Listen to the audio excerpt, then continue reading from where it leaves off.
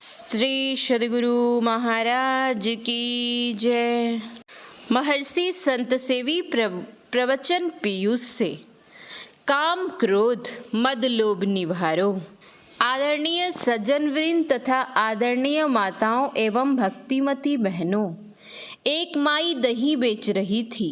लोगों ने पूछा, माई दही कैसा है?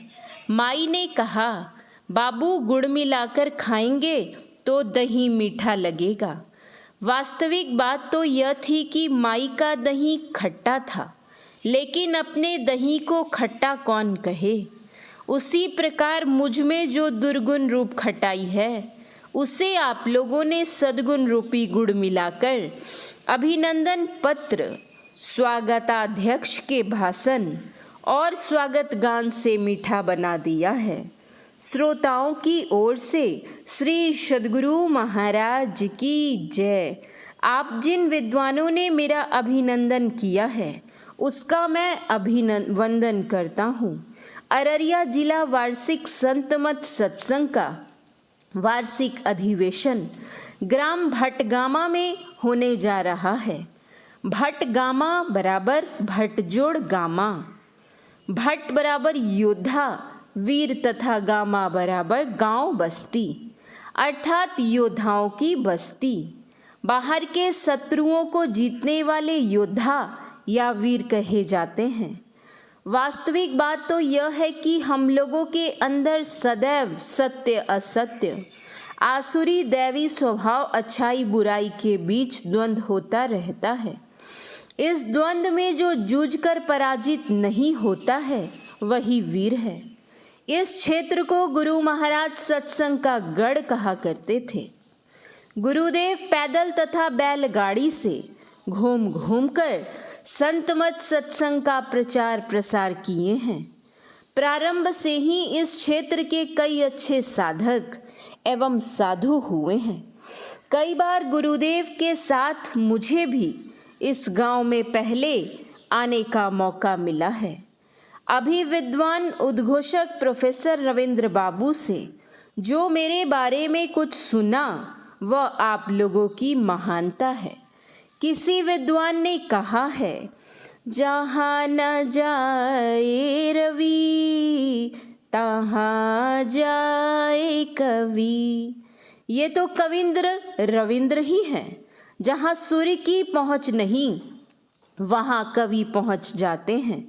श्रोताओं की ओर से श्री सद्गुरु महाराज की जय। प्रत्येक प्राणी सुख चाहता है, शांति चाहता है, कल्याण चाहता है। क्यों? वह दुख की अवस्था में है, अशांत रहता है, इसलिए शांति चाहता है। अकल्याण की दशा में है, इसलिए कल्याण चाहता है। स्वाभाविक बात है कि जिसको प्यास लगती है, वही पानी पीना चाहता है। जिसको गर्मी लगती है, वह शीतलता चाहता है। उसी तरह यह जीव दुखी है, इसलिए सुख चाहता है। उसका यह दुख आज का नहीं है, बल्कि जब से संसार में आया है, तब से उसके पीछे दुख लगा हुआ है। इस दुनिया को ही दुखालय कहते हैं। इस दुनिया में जितने भी लोग आए, कोई भी सुखी नहीं रहे, सब के सब दुख उठाए। संत कबीर साहब ने तो कहा है, सुख कीरत करी ले, नाम सुमिर ले, को जाने कल की जगत में खबर नहीं पल की। झूठ कपट करी माया जोरिन, बात करे छल की। पाप की पोट धरे सिर ऊपर, किस विधि हुए हल की।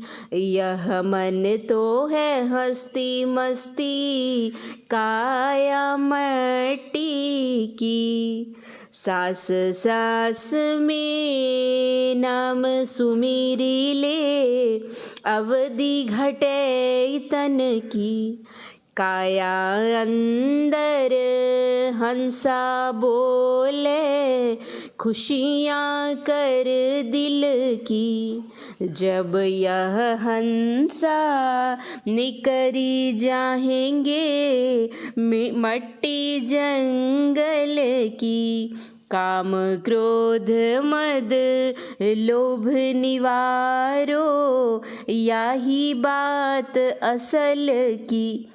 ज्ञान वैराग दया मन राखो, कहे कबीरा दिल की। जब ब्रह्मा विष्णु महेश सबके सब दुखी हुए तो पितृलोक और प्राणलोक की बात ही क्या। जरा सोचकर देखिए, जिस समय हम लोग अपनी माता के गर्भ में थे, किस स्थिति में थे, वह स्थान कैसा था। गोस्वामी तुलसीदास जी इस भांति वर्णन करते हैं। आगे अनेक समूह संसृति, उदरगत जान्यो सो। सिर हेठ ऊपर चरण संकट, बात पूछे नहीं को। सुनीत पुरीस जो मूत्र मल कृमि, कर्दमावृत सोवई। कोमल शरीर गंभीर वेदन, शिशु धुनी धुनी रोवई। रोने का आरंभ वहीं हो गया जब माता के गर्भ में थे। तब वहाँ रक्त पीव मलमूत्र था और उसी में कीड़े में हम पड़े हुए थे। वहाँ उन गंदगियों के कीड़े हमारे कोमल शरीर में काटते थे और अब हम छटपटाते थे। जिस माता जी के गर्भ में हम थे वह बेचारी कुछ नहीं कर सकती थी। फिर पिताजी बेचारे क्या करते। हम रोते हुए पुकारते थे, रक्षा करो, हे प्रभु हमें इस कष्ट से निकालो। हम आर्त होकर प्रार्थना करते थे। प्रभु की अव्यक्त कृपा हुई और उन्होंने हमें उस बंद कोठरी से निकाल दिया। अगर किसी को भी बंद कोठरी में रखें और उस कोठरी में किसी तरफ से भी हवा ना जाए तो वह वहाँ कितने कष्टों में रहेगा, सोचने की बात है। माता का गर्भ भी बंद कोठरी की तरह ही है। जाड़ा गर्मी बरसात कितनी ऋतुएं वहाँ बीत जाती हैं, लेकिन प्रभु की कृपा से कुछ नहीं होता। यहाँ गर्मी लगती है तो माँ पंखा झेलने लगती है, ठंड लगती है तो ओढ़ना ओढ़ा देती है। लेकिन जब माँ के पेट में हम थे तब वहाँ परमात्मा के अतिरिक्त और कौन सहायक था। परमात्मा ने ही हमारी रक्षा की। 10 मास रहे जब गर्भ में ही, तब ही प्रभु से हम कॉल कियो। मैं बाहर हो हरि भक्ति करूं, ते ही कारण मोहि निकाल दियो। हमने प्रार्थना की, हे प्रभु इस दुख की अवस्था से मुझे निकाल दो, मैं तुम्हारा भजन करूँगा। प्रभु ने प्रार्थना सुनी और हमें बाहर निकाल दिया। हम संसार में जिस समय आए तो रोते हुए ही आए। कोई बच्चा जन्म लेता है तो हंसता नहीं है, सभी बच्चे रोते हैं। यह रोना क्या है?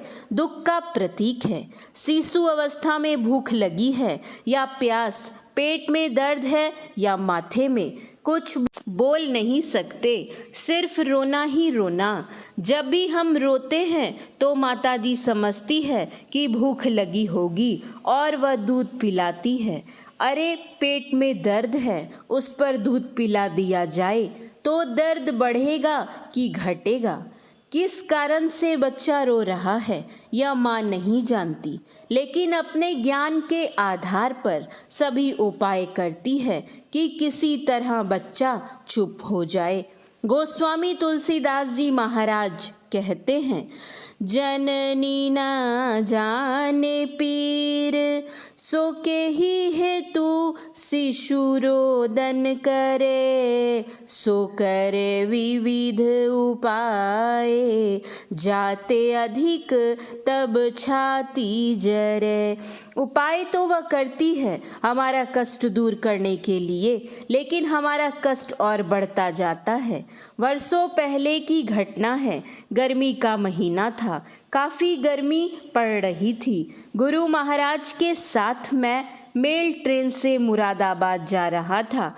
कंपार्टमेंट में गुरु महाराज थे, मैं था और एक नव दंपति के साथ में एक छोटा बच्चा था। दिन का समय था, गर्मी इतनी भयानक थी कि हम लोगों ने अपना कुर्ता उतार कर रख दिया था। गाड़ी चली जा रही थी। वह छोटा सा बच्चा रोना शुरू किया, फिर चिल्लाने और फूट फूट कर रोने लगा। उस माई का वह पहला ही बच्चा था। वह बेचारी घबरा गई और कहती है, बेटा इतना तो तुम कभी नहीं रोता था, आज क्या हो गया है तुझे? पुचकारती, बहुत कुछ करती, पर वह बच्चा चुप होता ही नहीं था। मुझसे बच्चे की हालत देखी नहीं जा रही थी। मैंने उसकी माँ को एक नारंगी दी और कहा, बच्चे को नारंगी खिलाओ, चुप हो जाएगा। नारंगी छिलकर वह खिलाने लगी। जब तक बच्चा नारंगी चूसता तो चुप रहता। नारंगी खाना बंद हुआ तो रोना और दुगुना हो गया। फिर मैंने केला दिया। उसने कहा, बाबा केले नारंगी सब है मेरे पास, आज इसको पता नहीं क्या हो गया है, इतना रो रहा है। अब मेरे मन में यह होने लगा कि मैंने नारंगी दी है, कहीं महिला मन में यह न सोच ले कि बाबा जी ने ही बच्चे को कुछ कर दिया है। मैं उस बच्चे का अध्ययन करने लग गया। वह रोते रोते बेहाल हो गया था। माँ उस बच्चे को गोद में लेती तो बच्चा नीचे की ओर हो जाता, गोद में रहना ही नहीं चाहता। मैंने सोचा इस बच्चे को भी हम लोगों की तरह गर्मी लग रही है, तभी यह नीचे उतरना चाहता है। मैंने कहा, देखो माई, इतनी गर्मी में इतने सारे कपड़े क्यों पहना रखी हो? सारे कपड़े उतार दो। छोटा सा बच्चा है, नंगा रहेगा तो क्या होगा? इसे बाथरूम में ले जाओ और नहला दो। माँ ने कपड़े उतार दिए और बाथरूम में जाकर बच्चे को नहला दिया। नहाने के बाद जो बच्चा सोया तो आराम से सोता रहा। मेरे कहने का मतलब यह कि छोटा बच्चा बोल नहीं सकता है, केवल रोना ही रोना जानता है। श्री सद्गुरु महाराज की जय। महर्षि संत सेवी परमहंस जी महाराज का यह प्रवचन अररिया जिला 8वां वार्षिक अधिवेशन दिनांक 12/2/1999 ईस्वी को भटगामा ग्राम स्वामी देवनारायण बाबा एवं स्वामी निर्मलानंद बाबा के पैतृक गांव में अपराह्नकालीन सत्संग के शुभ अवसर पर हुआ था। महर्षि संत सेवी परमहंस जी महाराज के प्रवचन का अंश पढ़ा गया है। श्री सद्गुरु महाराज की जय। श्री सद्गुरु महाराज की जय। श्री सद्गुरु महाराज की जय।